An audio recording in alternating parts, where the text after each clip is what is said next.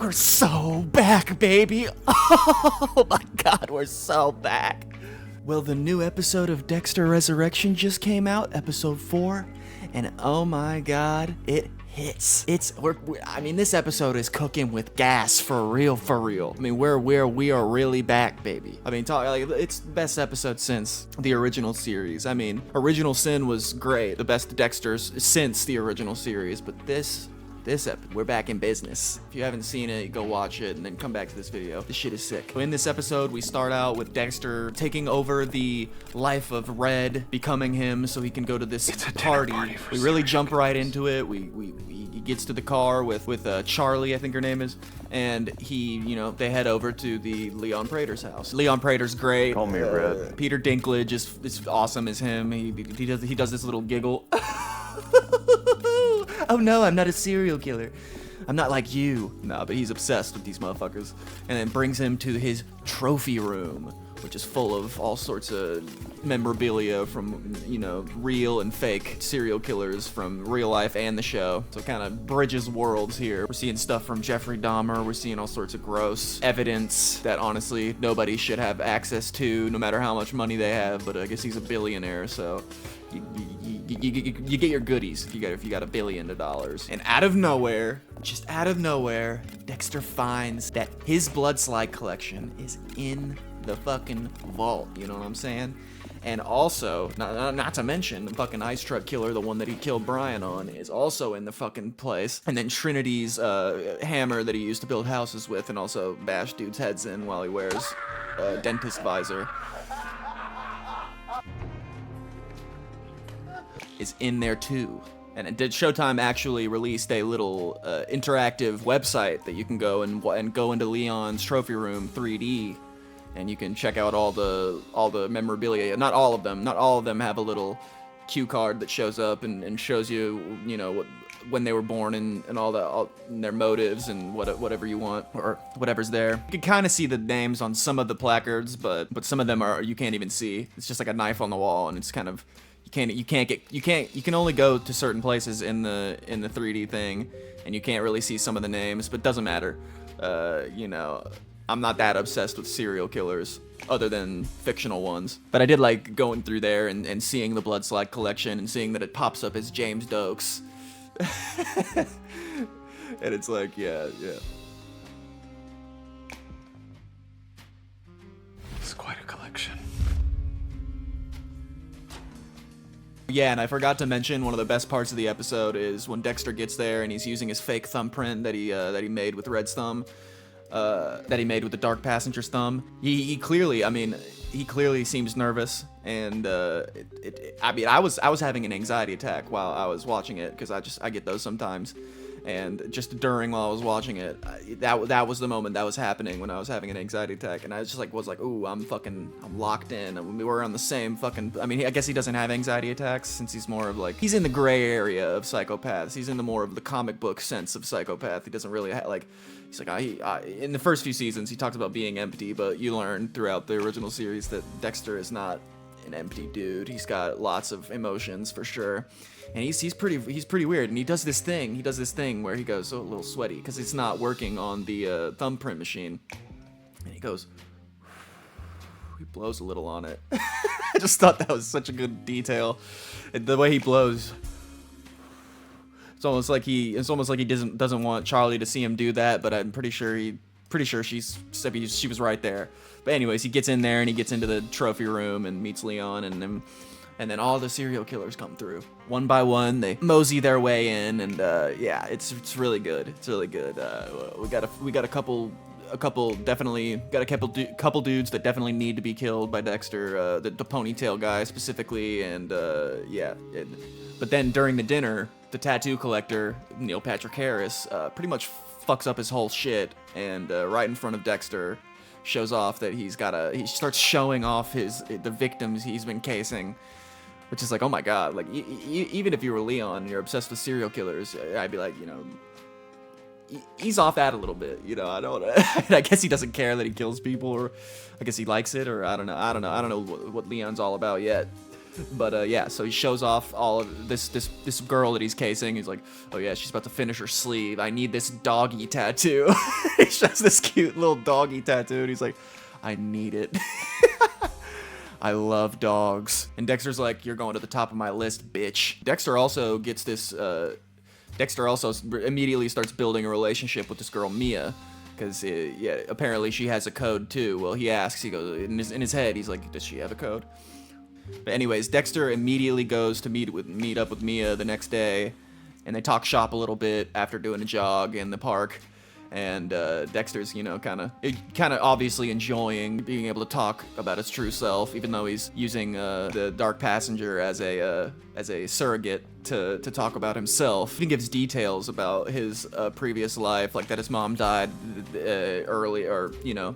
So like, what if the Dark Passenger's mom isn't even dead, and Mia says some shit about, you know, well, his mom died. They'd be like, Schmidt's mom is still alive.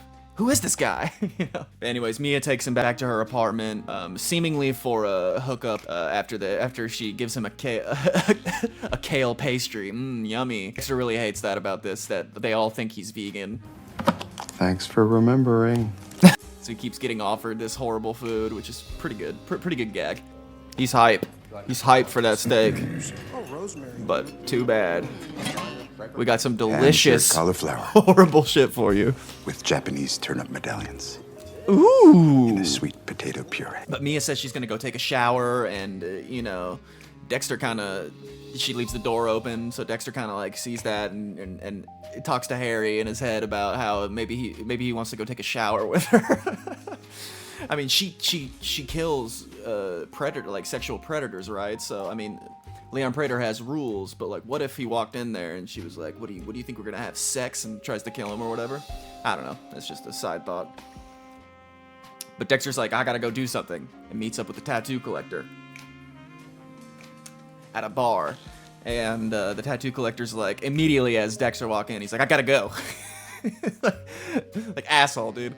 Asshole, I came here to meet with you, now you're like, I gotta go.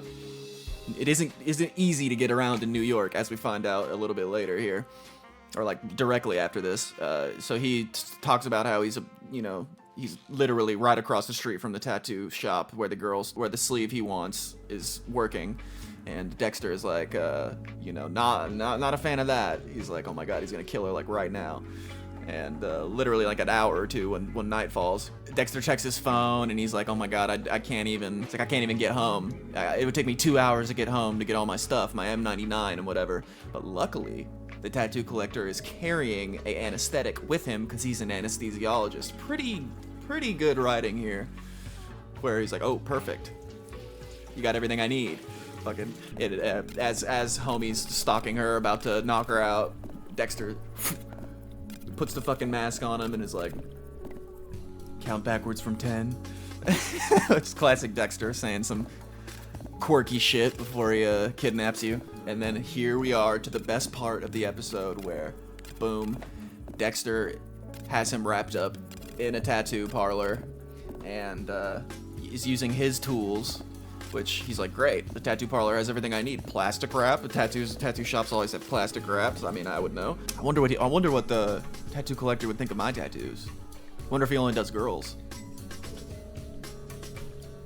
Huh. Ow. So Dexter's in this freaking room. He's got him wrapped up. Boom, classic. You know, we've had a few of these in between. We've Kurt Caldwell, and we had Ronald Schmidt, or whatever his name is. We had the Dark Passenger previously here, but this one feels different immediately. Dexter looks down at the tools, sees a scalpel, and you just know in your heart, you're like, oh baby, we haven't been here in a long time. It's been years and years since we had this Dexter.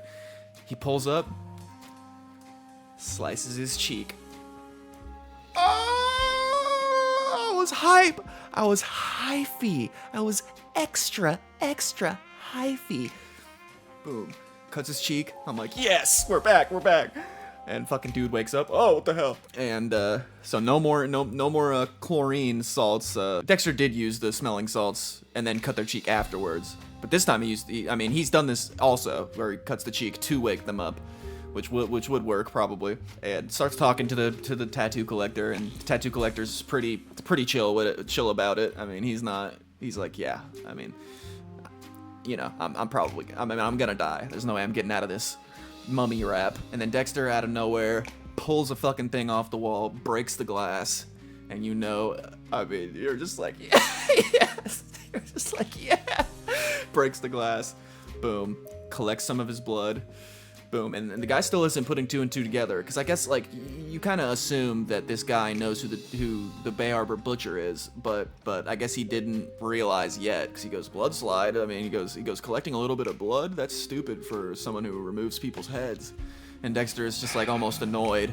And I didn't think this was gonna happen, because Dexter never really cares too much to make the person know what is exactly happening, because there's been a lot of kills. I've seen all of them more than once, and most of the time he doesn't really like reveal what is exactly happening to them. I'm a serial killer of killers, you know, blah blah blah, or some shit like that. But Dexter goes, I mean, I feel like Dexter got a taste at Leon's house of, you know, what it feels like to be, you know, revered, and you know the classic, I can't remember which season it was, but the end of the season, there's like this parade for him that he's hallucinating, this parade where there's like, Dexter, you're a hero, and I feel like he got another taste of that.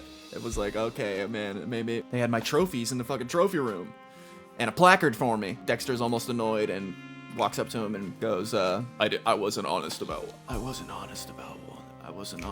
what is that? That I'm not Ronald Schmidt. I'm Dexter Morgan. He goes, this. Oh, he goes, who the fuck is that? He says, The Bay Harbor Butcher. this reaction is so good. I mean, like, you don't know what he's really feeling, because Dexter immediately kills him right afterwards, but he has this almost reaction of shock, of like, really, of like, because I mean, the reaction kind of proves to you that he does know who the Bay Harbor Butcher is, and that he kills serial killers. So his reaction is like, what the, oh really? And then Dexter, boom, does the thing. As he's dying, he goes, you, I would love to know what he was gonna say, but like, you can imagine, it was like, you're him?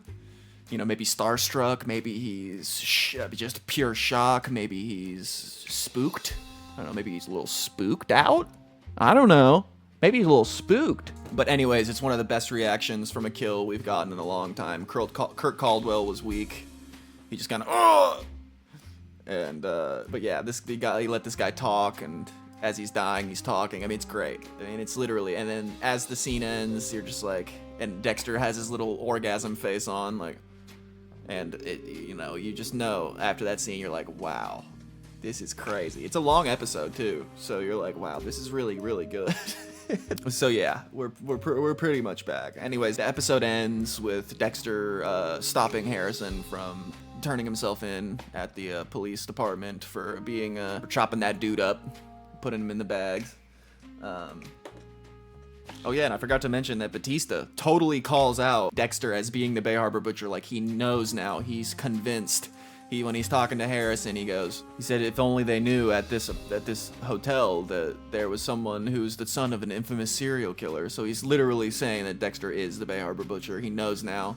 So that also, we know that it's going down. Batista is gonna look for Dexter and try and, you know, get him arrested for, you know, getting all those people killed, LaGuerta and Dokes and all those people. This episode was fantastic. I mean, it's got 10 out of 10s all over IMDb. People are agreeing with me on this one, and yeah, it's got a motherfucker giddy. It's got a motherfucker real giddy for the next episode. So anyways, thank you so much for watching my little breakdown and review of it. Appreciate the viewership for sure, no matter how small it is now. Hopefully I can build something pretty good off this, get some more subscribers. So subscribe and like if you like this video, and yeah, check me out. I make music and stuff, so check out my music. It's good. Do all my production and cover art and all that. So yeah, socials, links in the description. So yeah, peace.